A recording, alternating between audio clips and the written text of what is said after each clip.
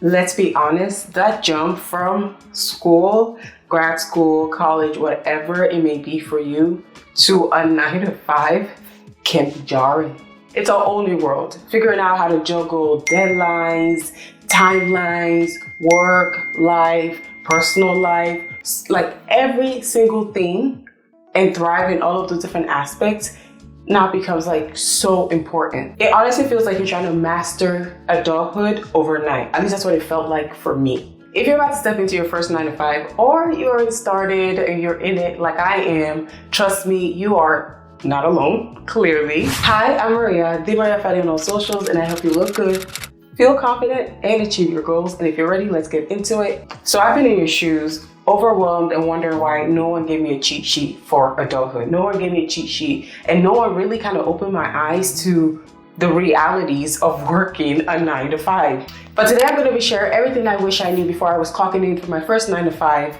how to make that transition smoother for you, mistakes to avoid, and to not just survive, but also thrive in your 9 to 5, right? So first of all, I'm going to talk about time and work management, because what works for you does not necessarily work for others.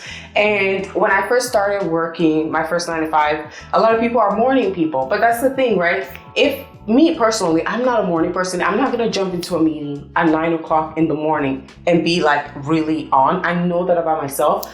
I'm more of like, hey, once it's like 11 o'clock, still morning, but like later morning, I'm ready to go. I've gotten all my notes ready. Like it just gives me a little time to prepare. So when you come into that first 9 to 5, a lot of people are morning people. They want to have all their meetings at night. You don't have to do that. Like you don't have to do that. You can pick meetings and schedule meetings, at least meetings that you can schedule, obviously, that are a little bit later in the afternoon, a little bit later in the morning. Don't fall into that pressure or the expectation that what somebody else is doing is exactly how I have to do it to thrive. Even if your mentor, whatever it is, you can still find what works for you. Just take tips from other people, right? So you have to figure out what your focus window is. And it may change over time, depending on when you sleep, when you don't sleep, your routines and all of that type of stuff. But you have to figure out your routine windows and what it looks like for you to be productive, like in the workplace. And along those lines, be very clear and strict about your work boundaries. You don't have to be readily available 24/7. You can block time on your calendar to get work done. If this is part of getting work done, block those time on your calendar to actually put in those projects, which will actually help you track things in the long run, which is another thing I'm going to touch upon. But block your calendar with actual work so you get those things done. You don't have to be available 24/7. That way, when you actually have windows of like, okay, this is time that I think I can take on a meeting, it's open, people will go into your calendar, find that slot is open, and fill it. Like make sure, even with your supervisors, people like that, make sure you agree on your assignment timeline, all of those things that like expectations, setting appropriate expectations. They're boundaries, but they're also managing expectations. That's what we would call it like in the workplace, managing expectations. Because if your boss comes to you and tells you, hey, get this done today, and you know you will not be able to get it done, don't say, yeah, I'll do it. I've done it before. Because I was a newbie in the workplace, and I just said, yeah, I'll do it, knowing fully well there was no way I could finish it in a day. Rather than voicing that and saying, listen, I can't get this done today, but, okay, I think I can in the next 4 to 5 days. If you want it done today, what I can do is this, this, and this. Trust me, it's better to set the expectation like, I'll be able to actually do these things than to overcommit, okay? Let's say you can get something done. It's Monday, you can get it done by Thursday. Say you get it done by Friday. If you get it done by Monday, Wednesday, Thursday, then you look like the hero rather than the person who's late on their assignment. Those are tips that I've been taking away and trying to implement even in my career right now. But trust me, those are things I've had to learn along the ways. But boundaries, managing expectations, it's all part of time management with yourself and with others. If you can manage your time well, blocking your calendar properly, all of the things that I talked about, you'll be able to have a more productive day. That's what time management and all this stuff and work management is for. To have a more productive day, a day where you actually get things done. Know how to manage the pieces, break down time in your day, because overcommitting eventually will lead to burnout. It's the quickest way to burn out, in my opinion. But let's get into tip number 2. One of the trickiest part of a 9 to 5, working in an office, 8 to 5, whatever your schedule looks like, being in an office is relationship with coworkers. You have to balance your social and alone time. There's some people who are at work and they love to talk a lot. There's some days I even like to talk a lot, but there are certain days I know, okay, these are days that are socializing days in the office. So these days, more than likely, someone's going to be on my desk asking me a couple of questions.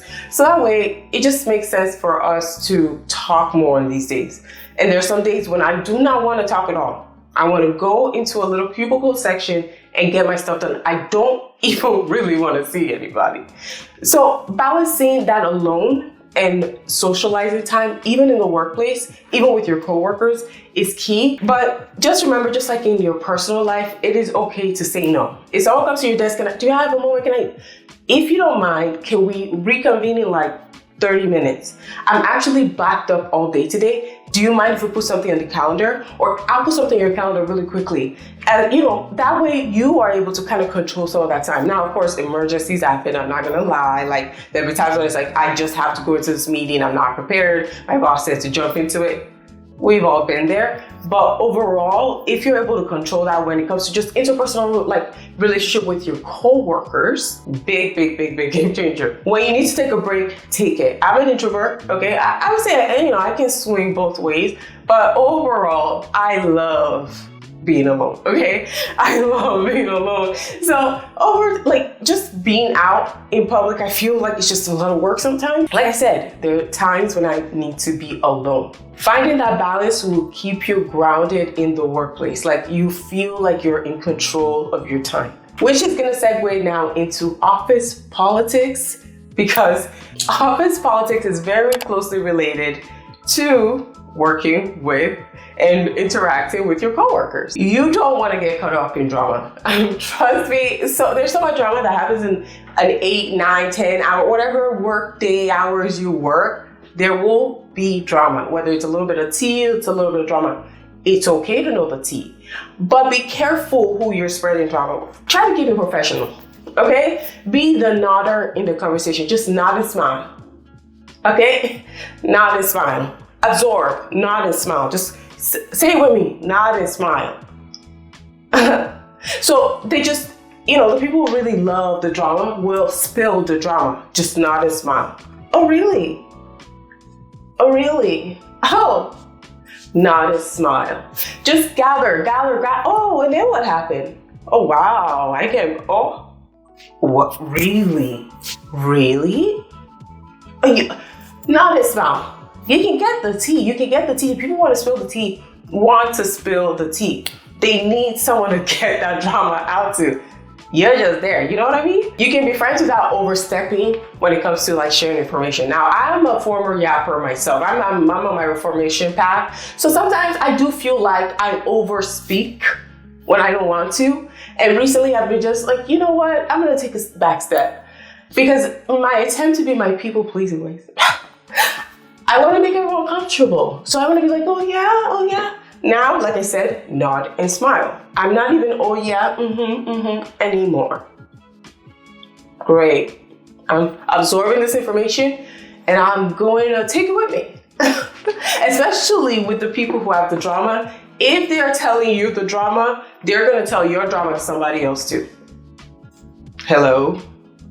The math just maths. So if they're telling you somebody else's drama, they are taking your drama too. Think about it. Keep your mouth shut. And when you go to a work event, especially like a happy hour and stuff, don't be the sloppy drunk person. Okay? It's not cute. That stuff doesn't come across the way you think it may, where you're, oh, I'm loose and I feel comfortable around. No. This is a work event. This is a professional establishment. This is a Wendy's. Act appropriately. They may be your work friend, because yes, we do spend so much time with these people, right? But think, okay? This is work where you get paid. You don't want to mess that up. If you feel like something is off with someone, with a coworker, whatever, trust your gut. Okay? It's something there. It's telling you something. Trust it. You're not obligated to be part of the drama. Nod and smile, stay neutral, and keep it moving. if you do have a problem with a coworker, you do have a problem with a boss, there's issues happening that makes you feel uncomfortable, you do have to document that and take it to HR. But remember, HR is there to protect the company. That's what they're hired to do. Yes, they are there to resolve conflict, but at the end of the day, they want to protect the company's interests. They were hired by the company to do so. So it is not up to HR you can't just go to HR with gossip, hearsay, right? You have to go with HR with evidence. If there is any misdoing or something you feel is making you feel a certain way, take advantage of their resources, because HR does have a lot of things when it comes to maybe housing benefits or, 401k plans and all of those little details and hiring and employment benefits. You want to take advantage of those things. So reach out to the HR people for those benefits. That's what they're there for, because they're giving you the things that are available to the company and people who work there, right? But again, HR is there to protect the interest of the company. HR are the people you want to contact, especially if you want to do like career progression stuff, you want to take classes, get credits for things, especially if that's something offered by your job, your company. So those are the people you reach out to. I want to take a class, I want to add some credits, I want to get a certification. Do you guys do like tuition, reimbursements? HR will probably be the person who will know some details about that, or at least they will be able to put you in touch with someone that will help you do it. That's their job, or at least that's a resource you can go to for HR. At least some examples. And like I mentioned earlier, if there is a situation that does make you feel uncomfortable, definitely go to the HR, okay? But be documented, and anything you report to the HR cannot be, well, they made me feel a certain kind of way. Now, if someone says something, again, in front of many people, you have witnesses, that is the evidence you need to provide. People were there, right? But if it's just a one-on-one interaction or things like that, document it. Even if your boss makes you feel uncomfortable, whatever, write it down, put it in, those things that made you feel like actual date, timeline. Emails, keep emails. Do not delete any emails. Overfile your emails, over create logs.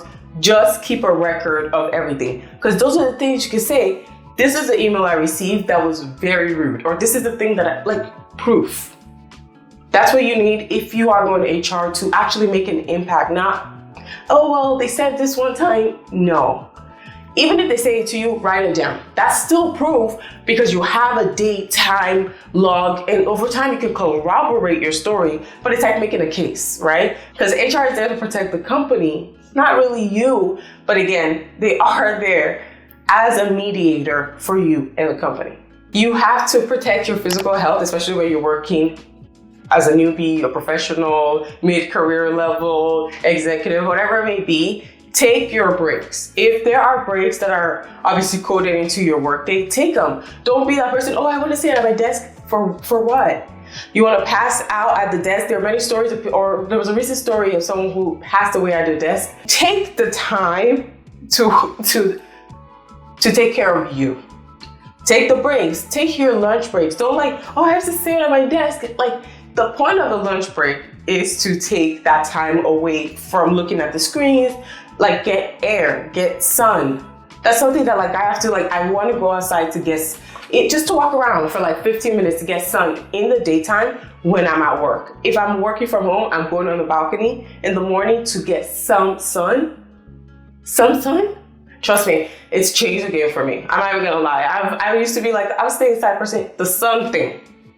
Get some sun, okay? Don't underestimate the importance of moving. I work out 5 days a week, typically 4 if, especially event, whatever, but 4 to 5 times in a week, because I feel when I get those endorphins, I feel so much better with endorphins coursing through my body. Move your body. You need to be healthy. At the end of the day, you're gonna swap jobs, you're gonna grow in your career, change careers, change field, but your body is the one thing you live in all the time.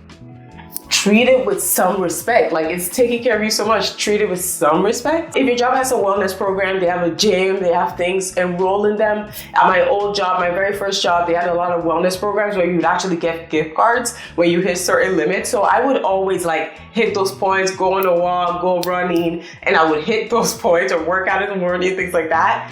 And that's how I was able to even get some like $100 cash and things like that. So, you know, those are things that are actually offered by companies and insurance companies to get people to move.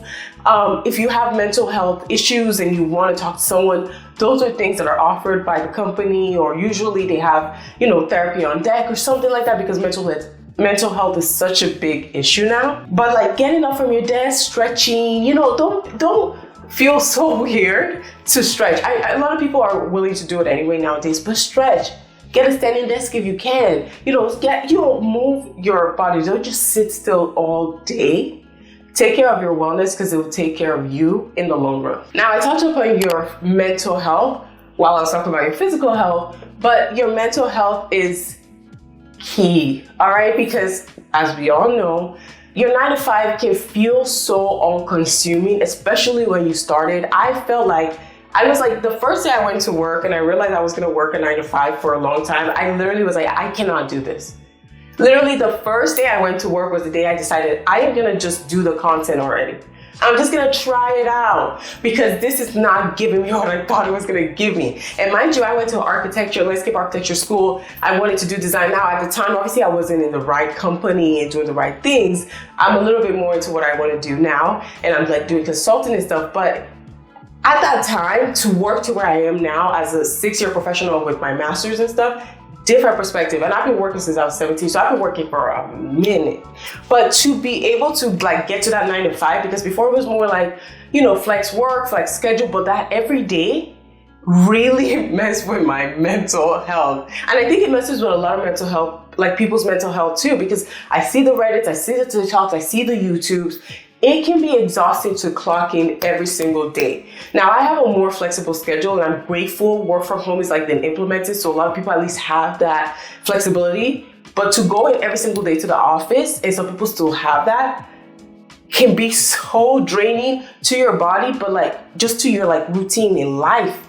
Like even like working from home, I still have like no energy at the end of the day because I was working, you know? But do regular check-ins with like a therapist if that's available to you. If you don't have that available to you, sometimes there are free resources or reduced prices that you can like enroll with universities and like physician, like I would say they're more clinical students. So they are monitored by someone else who has their like certification. But you know, you get reduced costs. Look into those. Universities nearby would offer things like that. Taking care of your mental health is just as important. Actually, I dare to say, obviously, taking care of your mental health is way more important than meeting that deadline. Like I said, you want to be here for a long time in a sane mind. That's how you actually would progress in your career in the first place. And talking about progressing in your career, let's get into professional growth. Study for that exam, okay? Get that certificate. Try to get the next degree. Just get those things that would get you in a better place at your job, that would keep you in a better place with your job. You want to get the certificate. If you are able to get it, it's free, it's offered by your company, get it. If it takes you a little bit of time, maybe a little bit of money, see if, like I said, HR and all those things that I mentioned earlier, but see if they can help you with those things and try to get it. I myself am trying to be a certified planner because that's the next step in my professional like growth. And there are little degrees and little things that are offered. Take them. If those things, those little acronyms next to your name, next to your signature line, also equate to more money, okay? Because you now have degree certifications, things that show that you are taking your professional growth seriously. You're not just staying stagnant just because, oh, I got the role of the team, I'm just gonna stay here. No, be super valuable to your team. Become very niche down or become very good at doing certain things. Or if you really wanna become a jack of all trades, really get good at being able to absorb information quickly from each department, work with each person, and try to be able to keep it moving. But be able to have an open mind. It's okay to have imposter syndrome. That's just part of it. But just know that everybody's going through it. Everybody's just like making it work, right? So just try to absorb the information. And if it takes you a long time, that's okay too. We all learn at a different pace. But always try to improve your professional growth. Always try to be in a better standing at your job because it just makes you come out at a better pace, not just obviously personally because you gain all the skills, but professionally because you can put those, like I said, not just acronyms behind your name, but you have the knowledge to take you to a higher position, which means better pay at the end of the day, right? Because you should be elevating your career and should be getting higher pay. Are we just working for fun? Now, there's working for achievement and like satisfaction, but if you're clocking into a 9 to 5, you're working to get money, okay? And we want to get as best money as we can. Those certificates and those things do that for you. And don't forget to try to find a mentor or someone who you kind of look up to when it comes to your professional career where you're working at, things of that nature.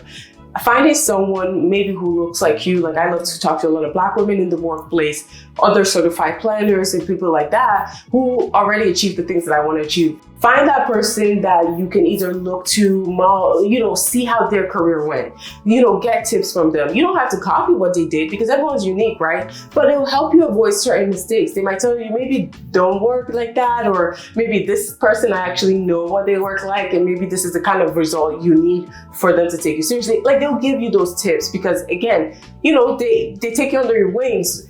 And some people may not want to take you under their wings, and that's fine, but, talk with them. Just say, I look to you as someone I can talk to. I would like to, just have a moment of your time to get some advice about something. A lot of people are willing to take that time. Truly, they are. They'll set some time with you or say, let's talk right now. So trust me, find that person, but make that those are part of your professional growth. Talk to a person, find a mentor. Those will push you ahead when it comes to your career. So whether you're just starting your 9 to 5 journey or you are a pro, these are all the things that I wish somebody had told me when I started my work career or my professional career as well. For managing your time, having healthy personal and professional work relationships, setting boundaries, taking care of your health, body, and mind. It's all part of finding balance in your next chapter, in your next part of your life. And if you found this helpful, don't forget to subscribe and like and comment some tips that I may have missed or maybe didn't touch up on in this video as well. And until next time,